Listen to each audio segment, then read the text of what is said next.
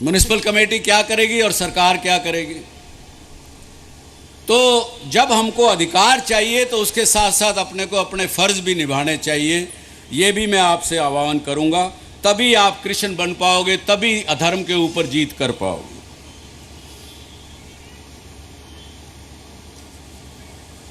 क्योंकि समस्याएं इतनी हैं, कई बार आदमी को पहाड़ जैसी बन के लग जाती है। इतना पहाड़ बड़ा बन जाता है कि आदमी हिम्मत हार के छोड़ के बैठ जाता है। तो उसके लिए जो मैंने समझा कि यहाँ हिसार की पीड़ इतनी बढ़ गई, तभी मैं इसमें कूदा, राज्यसभा में गया और राज्यसभा में सभी पार्टियों के लोगों ने जिताया, जैसा कि आपको मालूम है। किसी ने अप्रत्यक्ष रूप से, किसी ने अप्रत्यक्ष रूप से, किसी ने राजी खुशी, किसी ने बिना राजी खुशी, लेकिन सबका भाग रहा। सबका मैं धन्यवादी भी हूँ।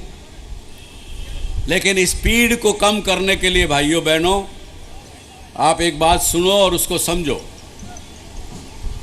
हो गई है पीड़ पर्वत सी, हो गई है पीड़ पर्वत सी, इसे पिघलना चाहिए।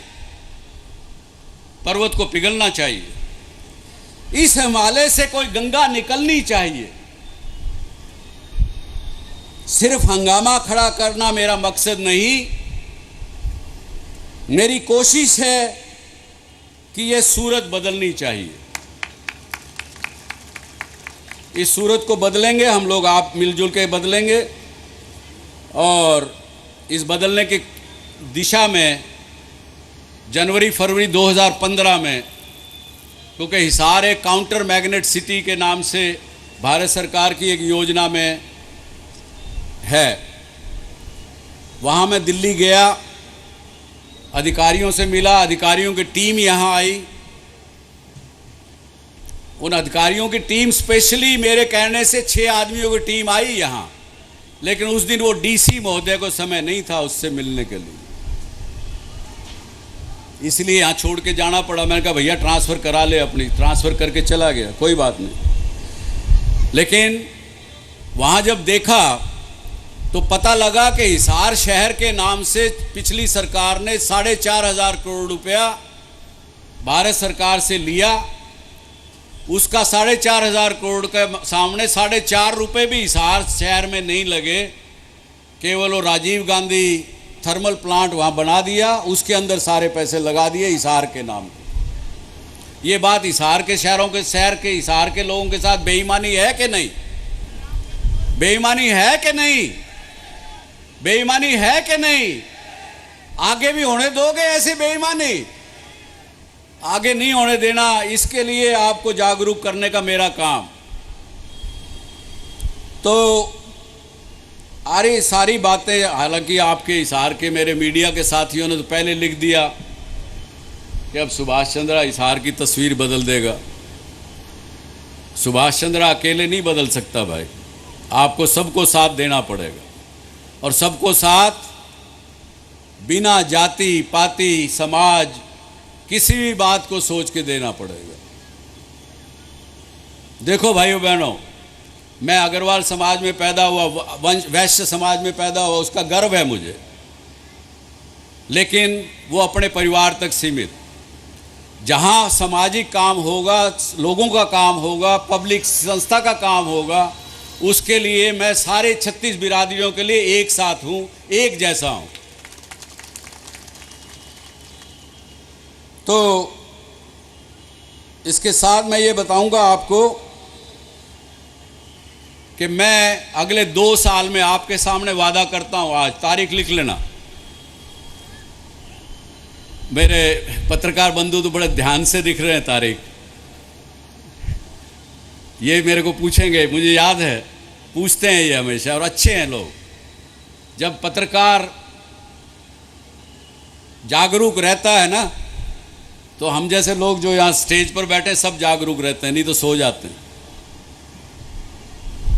तो 2 साल के अंदर हिसार जिले के 5 गांव का एक समूह एक साथ जो आसपास के होंगे, उन 5 गांवों को मैं लूँगा और उन 5 गांवों को एक स्मार्ट गांव का क्लस्टर बना के दिखाऊंगा।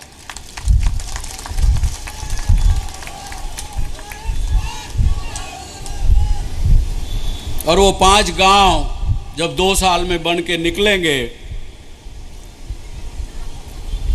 उसकी छवि, उसकी तस्वीर पूरे भारतवर्ष से लोग देखने आएंगे, ऐसी मेरी अपेक्षा रहेगी, ऐसा मेरा प्रयास रहेगा। और वो एक शोकेस ऐसे बने ताकि पूरा देश उसको अनुसरण करे, ये मेरा प्रयास रहेगा साथ में। और उसके अगले 2 साल में अगले और 5 गांव, और आखिरी के 2 साल में और अगले 5 गांव। ये अगले पिछले ये जो 6 वर्ष मेरे कार्यकाल के हैं, उसमें मैं 15 गांवों का तो पूरी तरीके से उनको शहर से कोई कमी नहीं रहेगी, ये आपको वादा करता हूँ। इसके अलावा हिसार के जो काम डॉक्टर कमल गुप्ता ने अभी आपको बताए, इसके अलावा भी और काफ़ी काम करने हैं। चाहे आवारा पशुओं की बात हो, 50 एकड़ ज़मीन सरकार से हम लोगों ने मिलकर दिलवाई। उसके लिए अभी जल्दी से जल्दी पैसा भी दिलवाएंगे ताकि वो जल्दी से जल्दी बने और हिसार शहर में ये पशुओं का, जो आवारा पशुओं का फैलने का काम है, वो ख़त्म हो।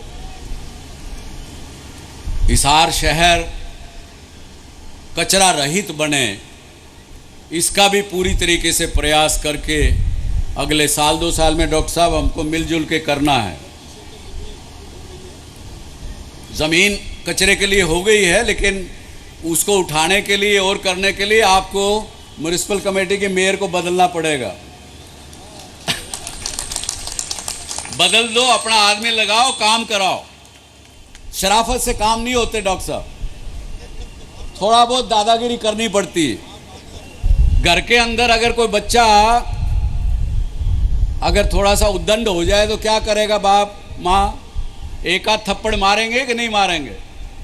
और वो थप्पड़ कोई मारने के लिए नहीं होता, उसको कोई नुकसान पहुंचाने के लिए नहीं होता, वो प्रेम का थप्पड़ होता है। भैया बेटा सुलझ जा, सुधर जा।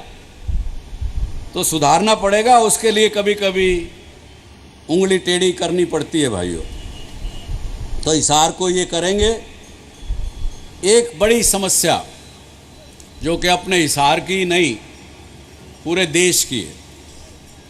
मैं अभी कुछ दिन किताबें पढ़ रहा हूँ, उसमें ऐसा एक समझ में आया कि अगले 4 साल में 2020 तक विश्व के अंदर 100 करोड़ नौकरियां जो आज के दिन है वो गायब हो जाएंगी। वो कैसे? कॉल सेंटर चलते हैं देश भर में, लड़के लड़कियां काम करते हैं कॉल सेंटर के अंदर। अब वो कॉल सेंटर में आदमियों की जगह मशीनें, रोबोट बैठने लग गए, वो काम करेंगे। एक बैंक अभी उसने एक किसी को काम दिया है कि 40,000 एम्प्लॉई मेरे हैं, 40,000 के आपने 15,000 कम करने हैं, क्योंकि मशीनें, कंप्यूटर, ये सारे जो हैं वो उन जॉब को ले लेंगे। तो इसलिए हरियाणा में और ख़ासकर हिसार में अपने जितना मेरा एक्सपीरियंस, तजुर्बा इन 45 वर्षों का है, तो उसको ध्यान में रखते हुए हरियाणा सरकार को सलाह दूंगा समय समय पर कि उनकी इंडस्ट्रियल पॉलिसी कैसी हो, उनको और काम धंधे कैसे करने चाहिए जिससे कि रोज़गार बढ़े, उद्योग धंधे लगे, युवाओं को काम मिले। तो ये प्राथमिकता दूसरी हमारी रहेगी कि हालांकि प्रधानमंत्री जी की स्किल डेवलपमेंट योजना में काफ़ी काम हुआ है, उसके नतीजे अभी दिखने नहीं लगे हैं, धीरे धीरे दिखने लगेंगे। अभी हमने जी मीडिया की तरफ से, यदि आप में से कुछ लोगों ने देखा हो, तो एक कार्यक्रम चलाया है कि विल टू स्किल। हम 1 करोड़ लोगों का आह्वान कर रहे हैं देश भर में कि वो 1 करोड़ लोग प्रतिज्ञा लें कि एक आदमी एक दूसरे आदमी को स्किल ज़रूर देगा।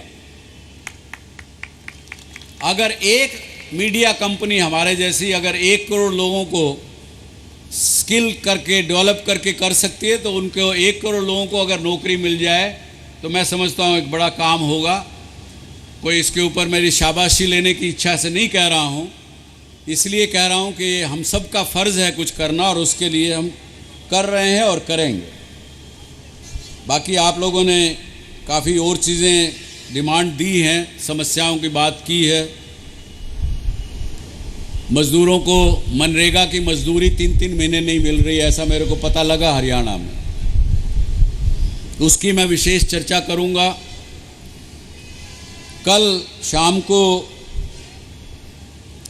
चंडीगढ़ में हरियाणा के सभी 90 विधायक हैं, चाहे वो किसी भी पार्टी के हों, मैंने सबको भोजन पर निमंत्रित किया, और उनसे भी यही कहूँगा, भाई आपका कोई भी पार्टी हो, कुछ हो, उससे कोई फ़र्क नहीं पड़ता मुझे। आपके इलाके की, आपके हलके की कोई बात अगर मैं भारत सरकार तक पहुंचा सकूं, पार्लियामेंट तक पहुंचा सकूं, तो मेरे लिए कोई तकलीफ़ की बात नहीं। आप मुझे कभी भी फ़ोन कर सकते हैं। इस विचार से मैंने सबको बुलाया है, ताकि एक मेरा जो फ़र्ज़, हालांकि हिसार के प्रति स्पेशल रहेगा, लेकिन हरियाणा के प्रति भी मेरा फ़र्ज़ है, सबका काम करना है, सबको साथ लेके चलना है। आज अग्रवा में, हाँ बस 5 मिनट और बहन जी, माधव बैठो बैठो, आपका आशीर्वाद चाहिए सारी बातों को। अग्रवा में हम अपने परिवार की तरफ से, जैसे मैंने एजुकेशन का बताया, इसी प्रकार का एजुकेशन इंस्टीट्यूशन अभी बनाने जा रहे हैं हम लोग अपने परिवार की तरफ से, जिसमें कि हरियाणा की बेटियों को हर प्रकार की स्किल की ट्रेनिंग, पढ़ाई की ट्रेनिंग दी जा सके, वहाँ रह सकें वो, और उसके साथ साथ युवाओं को फ्यूचर रेडी, यानी आगे जो 15 साल बाद जो होने वाला है देश में, विश्व में, उसके लिए हम उनको तैयार करेंगे, ताकि 20 साल बाद हिसार का व्यक्ति विश्व में पूरी जगह छा जाए। उसकी इस तरह से स्किल की डेवलपमेंट करेंगे, इसका सबको आपको लाभ होगा, हिसार ज़िले के लोगों को लाभ होगा, ऐसा मेरा विश्वास है। अब कुछ बातें हरियाणा सरकार की आपको बताना चाहूँगा। बहुत से लोग मुझे मिलते हैं, कहते हैं जी काम नहीं हो रहा, काफ़ी अखबार भी लिखे जाते हैं, लेकिन मुझे पता है कि जितना काम ये मनोहर लाल खट्टर की सरकार कर रही है, मनोहर लाल जी की सरकार कर रही है, खट्टर तो कहना बंद कर दिया उन्होंने, वो काफ़ी काम कर रही है, उसके नतीजे आपको देखने को मिलेंगे। जो भ्रष्टाचार हरियाणा में जो चरम सीमा पर, वो उन्होंने अपनी फर्स्ट प्रायोरिटी में रखा, और उसके लिए साधन यही है कि टेक्नोलॉजी के द्वारा, मशीनों के द्वारा भ्रष्टाचार कैसे ख़त्म किया जा सके। मुझे अभी बताया, कुछ सरपंच लोग आए हैं यहाँ, बहुत बैठे हैं, कि 14वें वित्त आयोग के अनुसार सरपंचों के घरों में आके उनके खातों में पैसे आए पड़े हैं भारत सरकार से, लेकिन यहाँ का जो सरकारी तंत्र, अफसरशाही, अभी भी उनको उस पैसे को इस्तेमाल करने की इजाज़त नहीं देती। वो कहते हैं अगर आपको पानी पीने का अगर कनेक्शन अपने गांव में देना हो तो आपको डीसी की परमिशन लगेगी, एनओसी लगेगा। क्यों भाई, तू कौन भाई, पैसा हमारे को सरकार ने दिया, तू बीच में क्यों आ रहा है इसको खर्च करने में। तो ये मैं सरपंचों को खास कर विश्वास दिलाता हूँ कि ये जो प्रोसेस जो इन लोगों ने गलत कर रखा है, इसको हम जल्दी से जल्दी ठीक करवाएंगे, ताकि उस काम से आप अपने गांव का विकास ठीक से कर सको, जल्दी से कर सको। और भी कई योजनाएं हरियाणा सरकार की, एक खास योजना मुझे अच्छी लगी। अभी जो अवैध कॉलोनियां जगह जगह बनी पड़ी हैं, हर शहर में, हर कस्बे में, उसके लिए उन्होंने दीनदयाल उपाध्याय आवासीय योजना का आरंभ किया है, जिसके अनुसार केवल 16 लाख रुपए एकड़ सरकारी खर्चा होगा। आप अपना लाइसेंस लेने के लिए ले सकते हैं, और उसको 60 गज से लेकर के 120 गज तक या 160 गज तक बना करके उसको बेच सकते हैं, किसी भी भाव में बेच सकते हैं। आज के दिन 200 एप्लीकेशन लग चुकी हैं और भी लग रही हैं। आप में से यहाँ कई व्यापारी बैठे हो, तुम भी लगा दो भाई, अच्छा काम है, कुछ 2 पैसे कमाओगे, लोगों को अच्छा घर मिलेगा। आज अवैध कॉलोनियों में लोग जो बैठे हुए हैं उसके बदले में ना तो वो बैंक से लोन ले सकते ना कुछ ले सकते, क्योंकि वो है ही अवैध कॉलोनियाँ। तो इन सब को करने के लिए हरियाणा सरकार ने काफ़ी काम किए हैं, तो थोड़ा और समय दीजिए उनको, वो काम करेंगे और आपको लाभ मिलेगा, ऐसा मेरा विश्वास है। भारत सरकार की तो बात आपको मुझे कहने की ज़रूरत नहीं है, सीधा आपके पास आती हैं। चाहे वो मुद्रा बैंक, जैसे कल मैं रात को रोहतक में था, वहाँ के व्यापारी लोग मेरे को मिले, मैंने उनसे कहा भाई मुद्रा बैंक से तुमने लोन लिया कि नहीं लिया? क्योंकि मुद्रा बैंक भारत सरकार की योजना, इस प्रकार की योजना जिसके अंदर आपको कोई सिक्योरिटी, कोलेटरल सिक्योरिटी, अपना घर गिरवी नहीं रखना पड़ेगा। अगर आपका काम ठीक है तो वो आपको लोन देंगे और दे रहे हैं। लेकिन हरियाणा के व्यापारियों को शायद पता भी नहीं है कि ऐसी चीज़ चल रही है। तो मुद्रा बैंक से लेकर के फसल बीमा योजना किसानों के लिए जो की है मोदी जी की सरकार ने, और भी चीज़ें, और सबसे बड़ी चीज़ जो की कि गरीबों को सब्सिडी का पैसा सीधा उनके बैंक के खाते में आए, बीच में कोई आदमी उसके चोरी न कर सके। इसके लाभ बहुत दूरगामी होंगे और बड़े अच्छे लाभ होंगे, खासकर गरीबों के बारे में। एक और बात, पहली बार हमने 2 हफ्ते पहले, 10 दिन पहले अपना 70वां अपना 15 अगस्त मनाया, स्वतंत्रता दिवस मनाया। 69 वर्षों में किसी ने पाकिस्तान को ऐसा करारा जवाब नहीं दिया कश्मीर को लेके जो आपके प्रधानमंत्री मोदी ने दिया। जो पाकिस्तान केवल हमारे यहाँ आकर के हमारे अंदर ही नुकसान करता था, पहली बार भारत सरकार ने बलूचिस्तान और पाक ऑक्युपाइड कश्मीर की बात करी। बोला भैया पहले तो मेरा हिसाब कर, पहले पाकिस्तान ऑक्युपाइड कश्मीर दे, फिर बात करियो, टेररिज्म बंद कर, फिर बात करियो। तो इस प्रकार की जो चीज़ें हुई है ये हमारे स्वाभिमान के लिए बहुत बढ़िया चीज़ें हैं, बहुत बड़ी चीज़ें हैं। और थोड़ा सा समय और भारत सरकार को भी मिलेगा तो वो भी बड़े काम करेंगे और कर रहे हैं। आपको मैं विश्वास दिलाता हूं कि मेरा यहाँ दफ्तर रेगुलर चलता है 14 सेक्टर में। आपके कोई भी समस्याएं हों वहाँ ज़रूर आइए, बात करिए। आपकी बात, ये मैं नहीं कहता कि सारे काम मैं करवा सकता हूँ या डॉक्टर कमल गुप्ता करा सकते हैं, और ख़ास करके ये भाई ट्रांसफ़र वगैरह का जो काम है ना, वो तो मेरे बस का नहीं है। लेकिन सामूहिक काम आपके कोई भी हों, आपके मोहल्ले के हों, आपकी कम्युनिटी के हों, आपके गांव के हों, वो काम हम पूरी तरह से प्रयास करेंगे कि वो सबके काम हों, ज़्यादा से ज़्यादा के काम हों। और मैं तो कहता हूँ एक दूसरी बात कि आपको आना ही क्यों पड़े मेरे पास, डॉक्टर कमल गुप्ता के पास। हम तो इस एडमिनिस्ट्रेशन को इतना चाबी भरेंगे कि वो अपने आप आपके काम करे, आपको हमारे पास आने की आवश्यकता न पड़े। ये हमारा ध्येय है।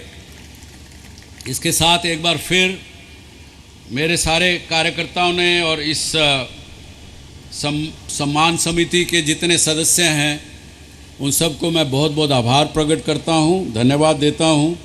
और आपने मेरी बात इतने शांति से सुनी, खासकर माताओं ने, बहनों ने, उसके लिए एक बार फिर आभार, धन्यवाद। जय हिंद, जय भारत। तो डॉक्टर सुभाष चंद्रा को आप सुन रहे थे।